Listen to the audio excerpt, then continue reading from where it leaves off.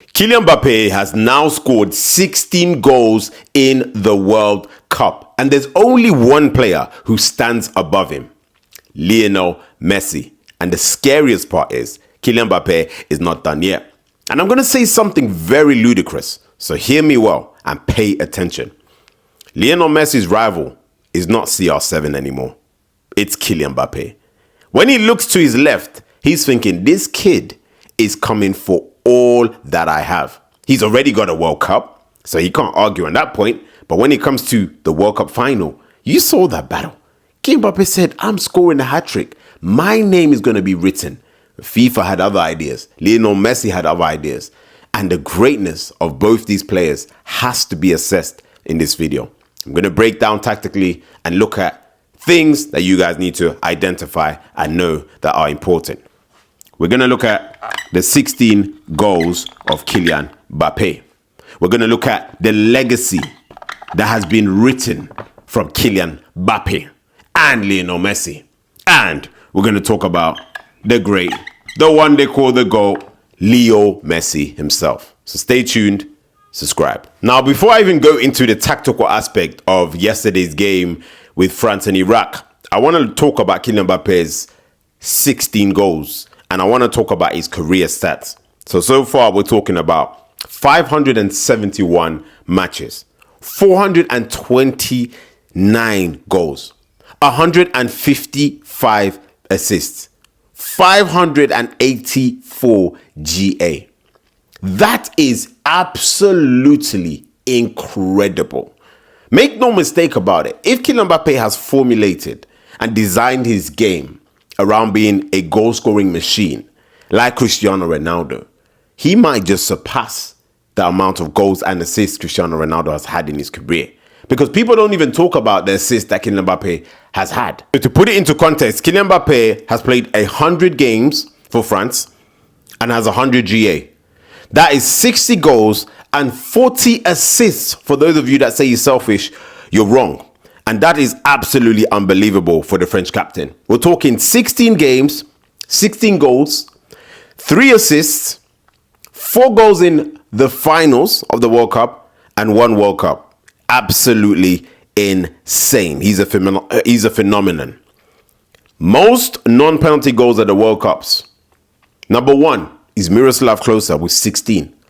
Number 2 is Ronaldo, El Fenomeno, Nazario with 15. And number 3 is Kylian Mbappé with 14 non-penalty goals. Lionel Messi has 10 non-penalty goals. 7 penalties, Argentina have been awarded in 9 games, in the last 9 World Cup games. And remember, how many did they have at the last World Cup? 5. So before people even want to come for Kylian Mbappé let's talk about the fact that he's got many penalties. No. The penalties he scored were in the World Cup final against Argentina. That's it. But in terms of the 16 goals, we're talking about a player that I want to analyze. And we have to look into it. Circumspectly, we have to look into it. First World Cup, this is Kylian Mbappé. He is deployed as a right winger. That's his first World Cup. The World Cup in which he scored the first final, his first ever final, the World Cup in which he introduced himself to the world stage, famously against, ironically so, Argentina. Right winger. The threat that Mbappé posed was from the right wing. He was able to make those runs there, those runs in there, and we saw him sometimes make that diagonal run and link up closer with Olivier Giroud. The second World Cup, this is Kylian Mbappé. He has now been deployed into a left winger. Predominantly, the manager said you can kind of half cheat. Don't always come back and defend there. Yeah, we allow Lucas Hernandez. You can go, Theo Hernandez. You do the job, on that left side. Sometimes, like in the final, Camavinga, whoever was playing there. But Kylian Mbappé, you just operate as playing as a left winger where you can join the attacks in there. You can link up, and rather than dropping here, you're predominantly out here or making those runs in there. Cut inside, shoot. Kylian Mbappé, left side. That's where he was. And now this World Cup, we've seen another position for Kylian Mbappé given to him by Didier Deschamps. But this time, he's a captain, and this time is a bit more freedom because Kylian Mbappé doesn't just stay here. We see him play out here. We see him play out there. It's a different Mbappé. Now, for all those complaining about Mbappé being outside the box, I being one of them, he has scored the most goals since his debut at the World Cup outside the box. Yesterday, he scored one with his left foot into the roof of the net. Top corner, mate. I know you guys are going to say it's not top corner. It's top corner, mate. And then we remember that goal that he scored against Senegal from around this area, outside the box. We're talking about in the last 3-4 seasons in Europe, Mbappé scored the most goals outside the box. So already when people say, oh, why does he goes outside the box? Because he can shoot. And more often than not, he scored more than any other player. We're talking about a player that is very adaptable because you see, people said, oh, Mbappé should only play off the left. I've already made a video speaking about Madrid, and if he played as a right winger, he'd be the best right winger in the world because of his acceleration, his dribbling ability, and his sharpness in and around the box. That, coupled with his finishing and clinical nature, you wouldn't stop him. But Mbappé has shown us with these three positions his adaptability. People said he's not a team player. So wait, how has he played three different positions and he's flowing in all those positions for France? 3 different World Cups. And we're talking about the personnel has changed each and every single time. So the question to Kylian Mbappé has been different in each and every one of the World Cups. The first one he goes, he's a novice. Nobody knows who he is. Blistering pace on the counter-attack. Spacing behind, that's all you have to your game. Space, attack it. It worked. They had Paul Pogba, La Pioche. It worked. Second World Cup, we know who you are now, Kylian Mbappé. And we're going to make sure we stop you. Are you really? Look at the amount of goals he scored in that World Cup. He was free-flowing, dribbling inside, outside, absolutely flary, assists, crossing the ball for Giroud on the outside with his left foot, could do absolutely everything. And so far in this World Cup with the 4 goals, and he should have had more because he should have had at least some penalties, but that's a topic for another day. Fluidity with Ousmane Dembélé, with Michael Olise, and he's been able to still stand out from all those players. That tells you something. We are watching a phenomenon, a player that we're not really prepared to have in certain conversations. But I believe, and it's a ludicrous statement, but if Kylian Mbappé was age mates with Lionel Messi and Cristiano Ronaldo, he would be able to hold his own. The reason why I say this and why it hurts me is because Neymar, one of my favorite players ever, and he's the prince. We know it.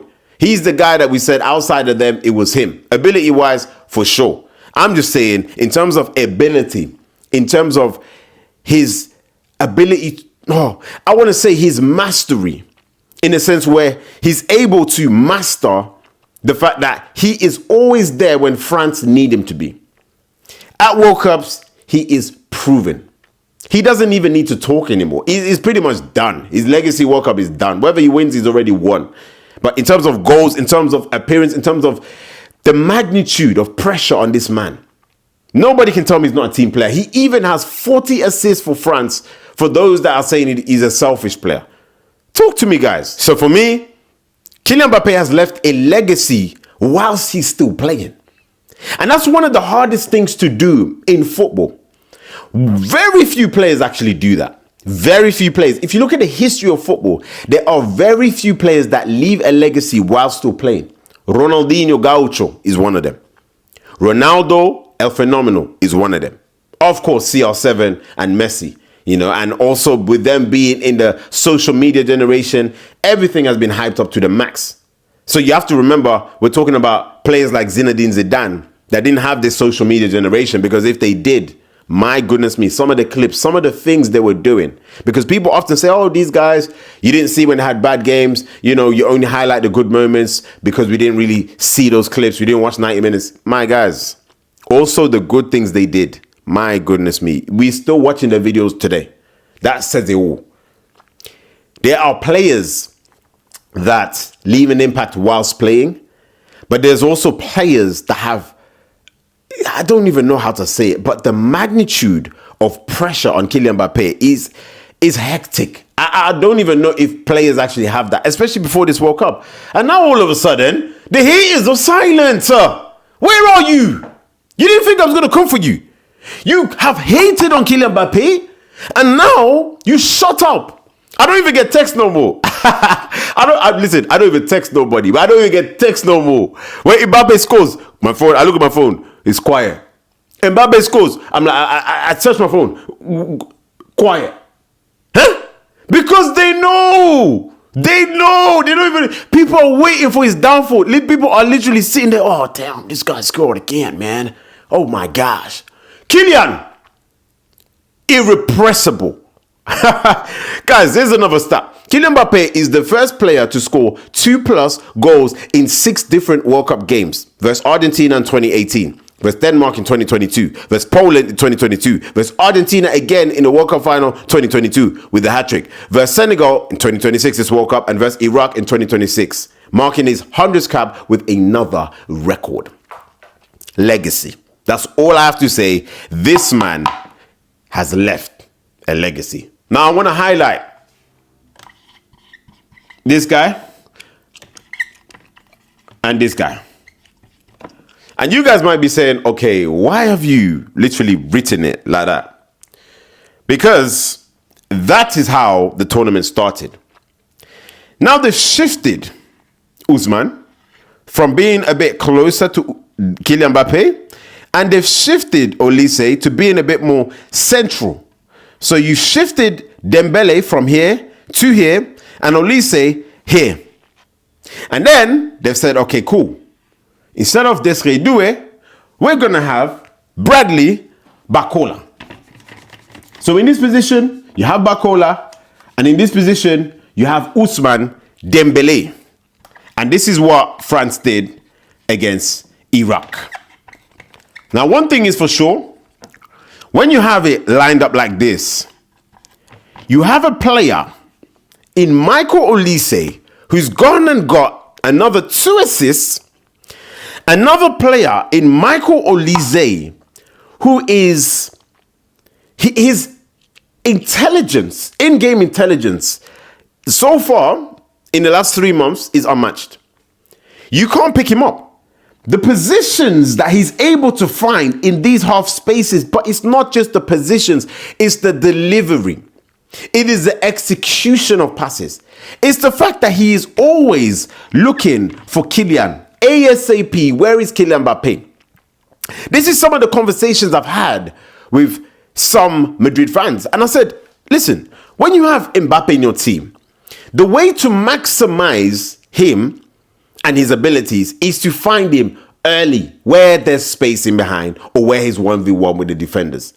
And he is so clinical, it's going to help your team. That is what Olise is doing for France. And that's why they've opted for him being a bit more creative. A lot of people said, okay, why is Olise playing? Why is it not Ray and Cherki and Olise there? I think with Cherki, his abilities, listen, potential through the roof. But I think what the game demands from Olise, Olise gives the game. That's going to go over your head. What the game demands of Olise, Olise delivers to that game. He gives the game what the game needs in a nutshell. If the game needs Olise to drop here and now play a bit deeper, have more possession in there, retain the ball, recycle, he will do that. If the game needs Olise to be a threat, as in carry the ball from here, carry the ball into these areas, he'll do that. If the game needs Olise to take one touch, play the ball to Kylian Mbappé, he will do that. But even with a cameo that you saw from your guy, Ray and Cherki, sometimes the pass is on, he wants an extra touch. Sometimes the switch is on, he wants to play it short. It's just those slight adjustments in his decision making that is the gap between him and somebody like Michael Olise. It's a slight adjustment. And I've looked at it, I've reviewed it in certain players. I saw it with Kevin De Bruyne in his prime and Bruno Fernandes. slight adjustments that we've seen Bruno Fernandes do this season that has taken him from here to there. And that's where I see the space is being provided for Kylian Mbappé. And Mbappe is providing space for others. And Ousmane Dembele, we saw with his goal, he went in there, Olise found him a bit more central. His first goal as well, in 19 massive major tournament games. I'm so happy for him.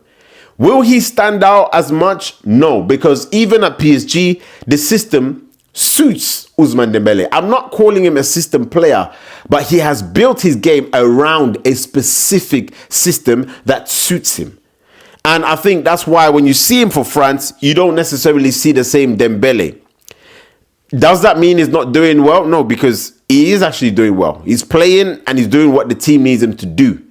It is still not the same Ousmane Dembele just because you have somebody else occupying that central zone, which is fine.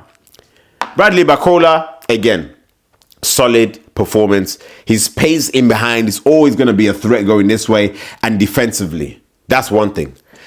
We're talking about Manu Kone. And Manu Kone, you know, I want to highlight his performance. I think this guy, my goodness me, that performance yesterday, I just thought to myself, can you actually be benched? Now, I get it. Aurélien Tchouameni wasn't there. It's just it. I know that a lot of people have me, you know, somewhere saying, oh, I can't believe you said Manu Kone should play ahead of Tchouameni. I just think, this guy, Manu Kone, also on the ball. But I just think his ability to win so many duels and to cover so much ground for France has been absolutely mind-boggling. When I watched that game yesterday, I felt like he was absolutely everywhere. And I've seen him for Roma. I said it before the tournament in my last video about France. Manu Kone is a very, very good midfielder. Do not overlook him. And I think that's an upgrade from Fofana in the last World Cup. He's a gem. I think he definitely needs to play more games. And I think he offered a lot more balance to that front line because of his ability with Rabiot to cover a lot of ground in this area. And these two were really, really pressing high. I want to talk about the centre-backs as well. I think the full-backs are good, but Saliba, Upamecano again, colossal. Upamecano especially, colossal. I had somebody in my comments yesterday trying to tell me, Upamecano, Konsa's better than him. Huh? One of the worst players I've seen. Huh? Be for real. Overall, I think France should have played better. The last 20 minutes, I wasn't really happy how they dropped the game, but they did what they need to do. With the 2-hour break in between, I can't complain. Before the video comes to an end, we have to talk about the maestro. How can you be 39 and what you're doing is you're still putting your name amongst the very best? The only thing I wouldn't agree with is that they're putting him in the Ballon d'Or nominations. But when you perform in the World Cup, you guys have to understand, the World Cup has so much weight. It is absolutely unbelievable. And yes, Messi should have been sent off in the first game against Algeria. He wouldn't have played this game, so he probably would have had one goal. That's beside the point, guys. What we're witnessing is what we've never seen ever before. At 39, it's the timing of his runs. It's the decision, because before he scored, I was just sitting there saying, look at his movement. And it wasn't even movement. I just said, look at him. He stopped. And everybody ran in the box. And because I don't think people quite understand the goal from Messi. Yes, it's Messi-esque. We've seen him do it before. But what you have to understand, in the move, you have to time each step. Because Messi is running onto the ball. Meaning, if you're 1 second late, you might have to come, take a touch, and then shoot. If you're too early and you've run inside, the ball's gone behind you. It's the perfect strides up to the ball. Each stride calculated to a T. Bent with the left foot, boom. Leo. 18 World Cup goals. The day Leo Messi retires, the day Cristiano Ronaldo retires, I think I have tears in my eyes. Something would have been lost from football. He is an infinity stone, Lionel Messi. an infinity. This guy, he's like, brother, relax. Relax. Let other people do something. You know? But this is something I'm saying. Make no mistake about this guy's competitive nature. He's still up. He's to the roof. Look how happy he was when he scored a goal. He missed a penalty just to show you I'm human. And then he scored and said, listen, this is the goal I wanted to score to become the all-time goal scorer. And I said it earlier in the video. Messi doesn't look over his shoulder to Cristiano Ronaldo anymore. And I say it respectfully.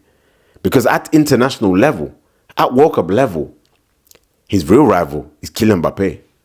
He's looking over his shoulder saying, if I do not score this amount of goals, this guy's going to just put my name like at the bottom of the list because he might get another World Cup. I've played 6, he might play another 3. He's thinking, I need to do this before I go. The thing is, Mbappe is also looking at Messi saying, if you can score 2, I'll score 3. It's not an issue. Whatever you can do, I can do. You score 2 in a World Cup final, I'll score 3. Mbappe is crazy in his head. Where do you think with your left foot you're going to be shooting with your laces to try and score a goal? Goodness gracious. This World Cup has been absolutely magnificent. Guys, let me know what other World Cup content you want me to do, and I'll do that for you. Apart from that, we've spoken about the great. We've spoken about the up-and-coming Grace. We've spoken about France as well. Let's see what happens. Argentina as a whole, I mean, I don't even want to talk about it in this video, but the referees, the decisions, it's just awful. It's just awful, honestly. If you want to see those videos, I will make those videos. Check out my other social media and you'll see them on there, and I'll leave them below in the description. Cupola, make sure you follow, like, subscribe. I'll see you soon.